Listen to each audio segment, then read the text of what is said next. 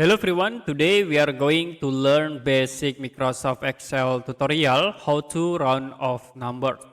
So as example, I will type in here 9,5555 and the second I will set into 5,236.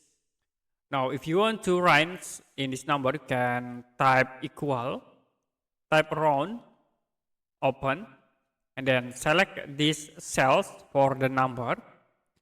And then for the formula, we use the semicolon. And we set for digits, I will set into 2. You can close and press enter. So to be create the round from this cell. I will create again in here, equal, round, open, and number. I will select these cells. For the digits, we can set into 1. And close, press enter. Okay, that's it for basic Microsoft Excel tutorial, how to round off numbers. If you have any question about tutorial, you can comment below this video.